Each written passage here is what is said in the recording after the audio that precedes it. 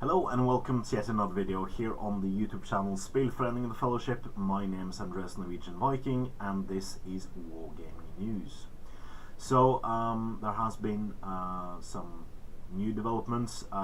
Cohen, or Avatar of Odin as it's called on YouTube, has come forward with some more information. He remembered something more from his trip in the Amsterdam European Open day, and we take a look at that now. So I had a bit of a chat with Avatar of Odin. I of course didn't mean anything about his decision to not share everything. I know it's hard to remember everything you've heard from in a random talk with J. Claire, for instance, and of course. Sharing points values and stuff like that is not well liked from Games Workshop. So of course when I get my hands on the big book myself, I will not share any points values at all. Can be sure of that. I will also not go through every single rule as well, because that would be giving out the rules for free, and we want to support our hobby as the popular moniker goes, so of course we will try to keep it clean. Now, in the comments, he did mention some cool stuff. He did see the full profile for the chariot.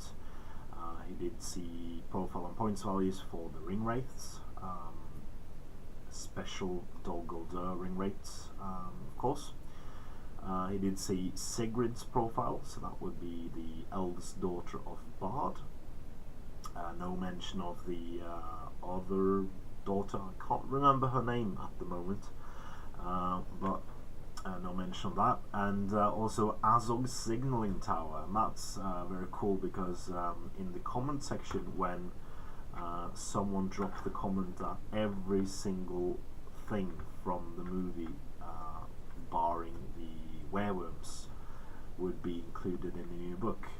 People joke that the Azog Signal Tower banner thing would be included in the rules, and it seems it will.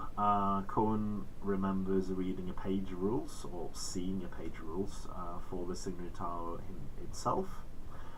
He doesn't remember what it does, but it's very, very cool if that is the case. Something I will of course include in my Gundabad army at the earliest time available. I might even scratch build one if no model is released in due time. So he also goes on to see that everything you've seen in the movie or read in the book is also the strategy of the potential releases for the years to come. This could include a lot of topics already visited in previous supplements. So this is going back to Lord of the Rings after the initial wave of Battle of the Five Armies and Desolation of Smaug models we will see in the coming months after the book is released.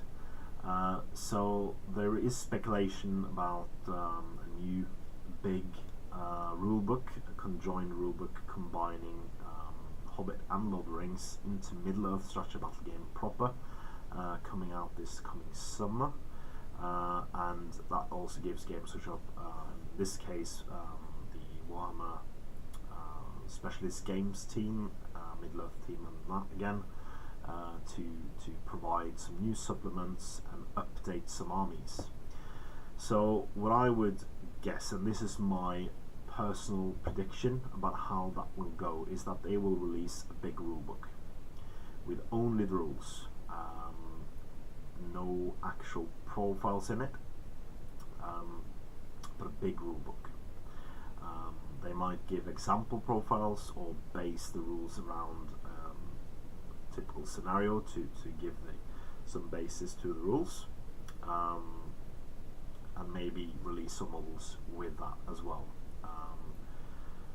I do suspect that no starter set is in the works at the moment, but you can maybe financially see a start set come out in plastic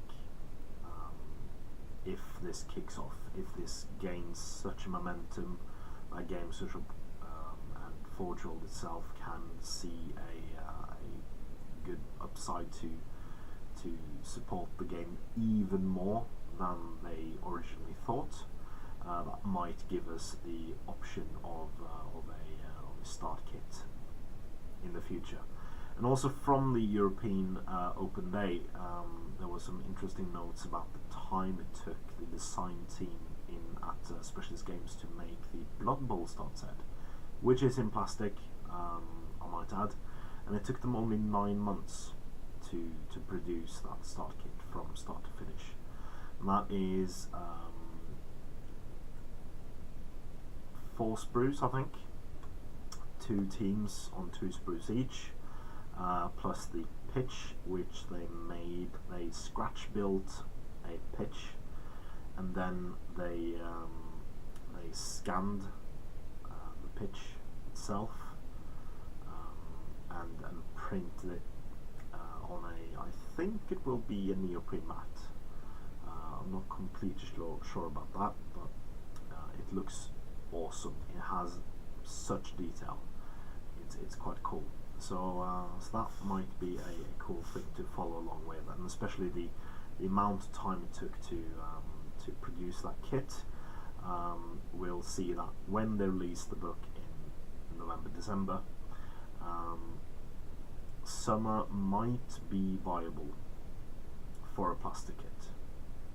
I'm not saying they will release many plastic kits, but it might be viable with the time they already invested in that they can invest that time into plastic kit coming along. And we know Forge World has the capability of producing plastics. They already do most of their work in CAD, the digital format they make models in now, and then they print out a master, 3D print master, and then they go on to make the molds for the resin miniatures.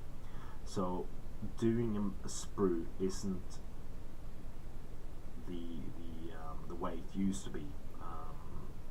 That was so time consuming and so costly. Sprue production has gone down drastically, and also Game Social rents out its plastic production capabilities. So for instance, this wonderful model, German half-track from Bolt Action, is produced at Warhammer main office in Lenton.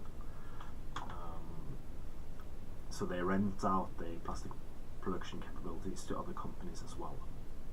Of course, Bolt Action guys are former Game Social employees. That might give them an advantage as well. So going forwards, he talked a bit to Jake Clare, Ace Cohen, Avatar of Odin, about the next wave, as it were. So Pelennor Fields was specifically mentioned as a possibility for the first expansion. It is iconic. It features lots of different forces. It provides the opportunity to get other fiefdoms in the game, as well as Elfhelm. He mentions proper profile for Scully, the Morannon Orc captain.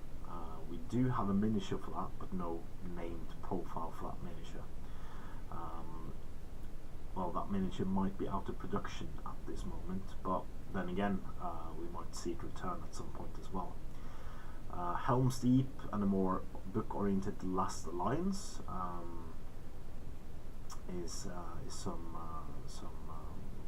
possibility. Giving those poor Numenorians some love was mentioned. There are no shortages of ideas in the Middle-earth team at all. They will do Middle-earth justice and continue that trend, guys. Do go into all comments sections on Facebook from Game Social, especially the White Dwarf section, and give Lord of the Rings Hobbit Middle-earth some love. Write them, because that will make it visible, and it will make Games Workshop see the light, as it were, to provide even more. Sorry, my words escaped me.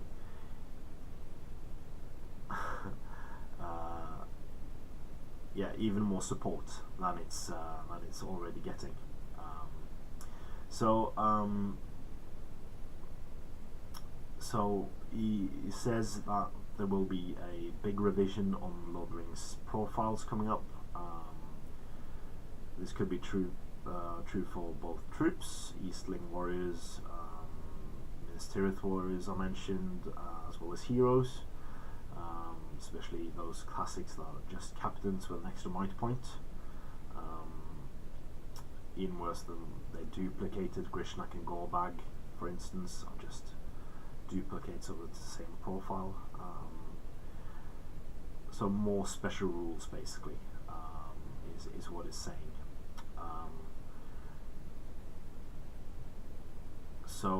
Although one particular profile has in fact seen a number of changes over various editions, he is much better for it, the poor Balrog. I've got Jay's word, he's definitely to live up to his point cost of 400 points in a new version of that model. No, not a version of the model, he's already in plastic, but a new version of the rules.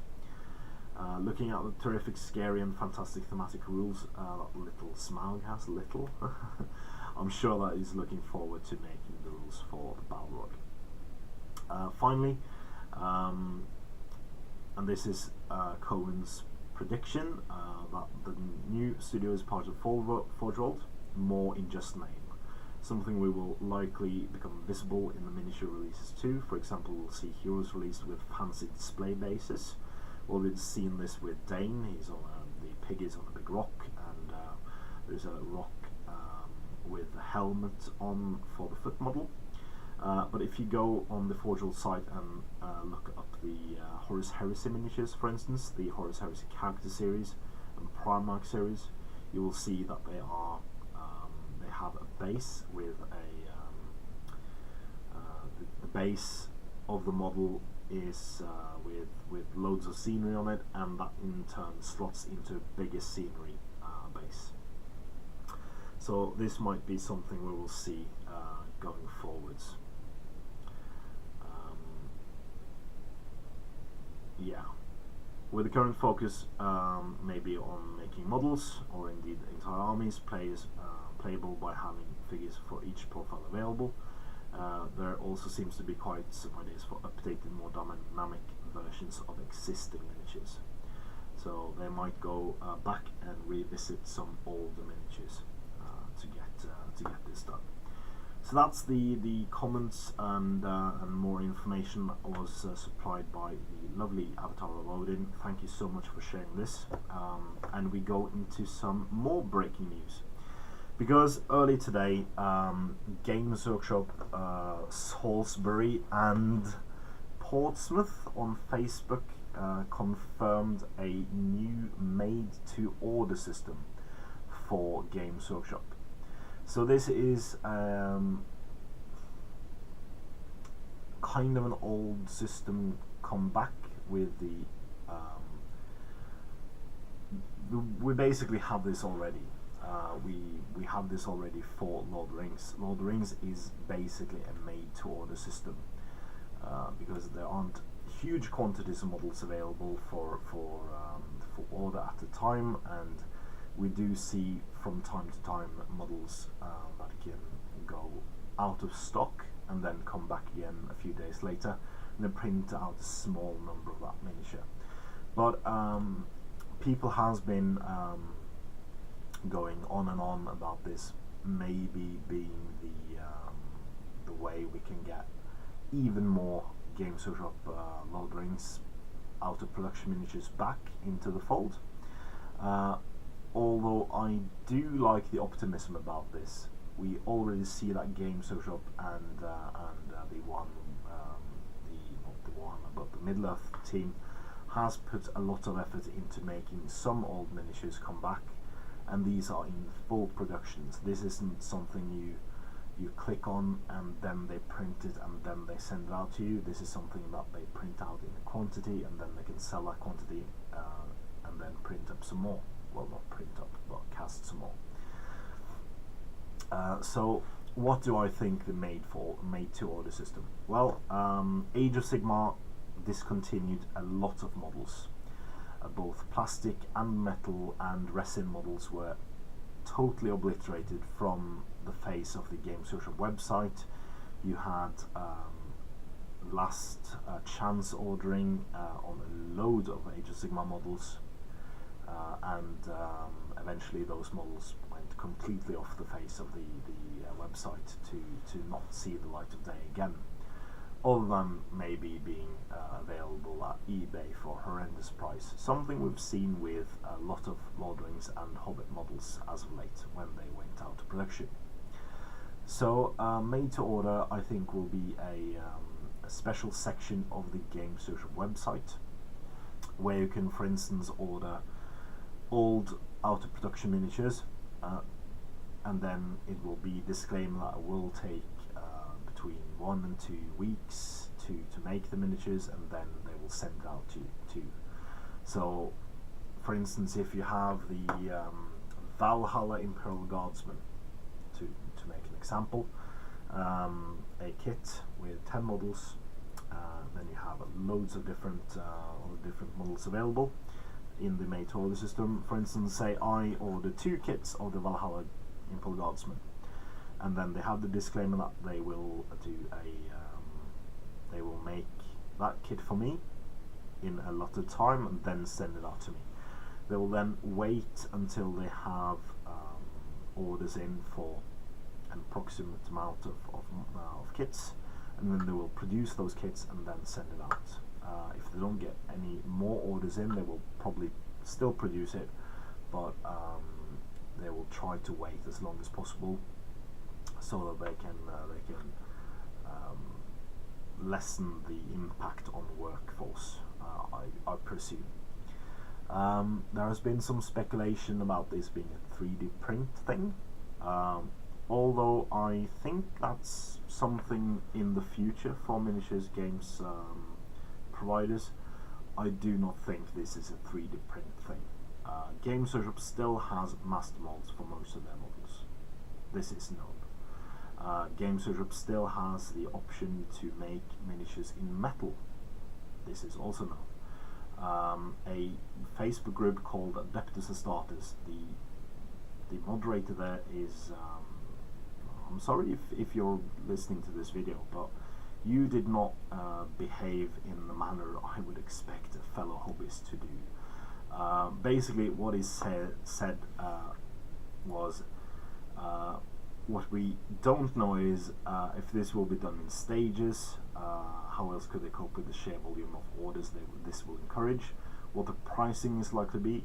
That is completely true. We do not know what models will be released in the system, or indeed what the pricing is, or what the material they'll be using for casting. No, it won't be metal, surely not.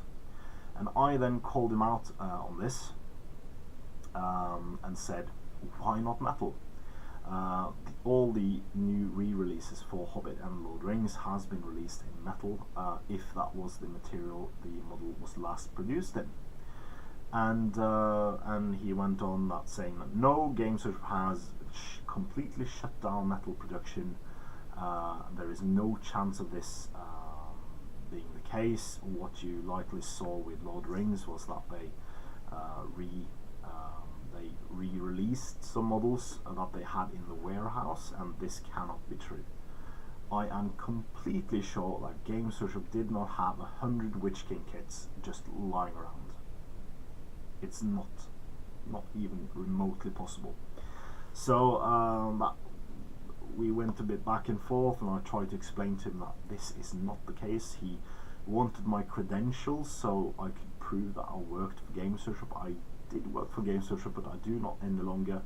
But any fan of The Hobbit and Lord of the Rings will see that this is the case. Games Workshop still has metal production possibilities, and they still print cast up metal models, and this could be done for other models as well.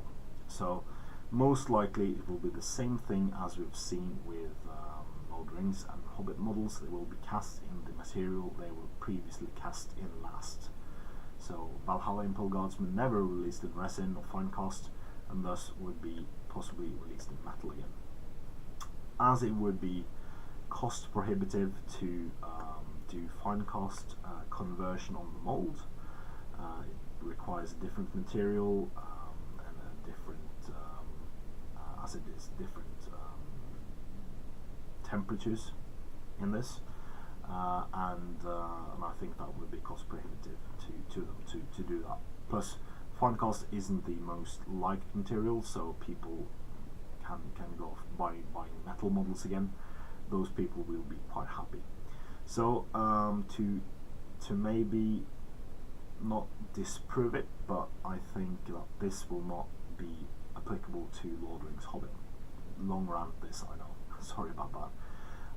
I do not think that will be applicable to Lord of the Rings Hobbit. We already have a release schedule that we have been basically promised that every single miniature that has a profile will be available again in some manner. Either re-release of an old miniature or a new casting for a new model. And this is supported by Cohen's chat with Jay Clare that they might go back and make a more dynamic model of a previous profile going forwards. So yeah, it will be fun to see.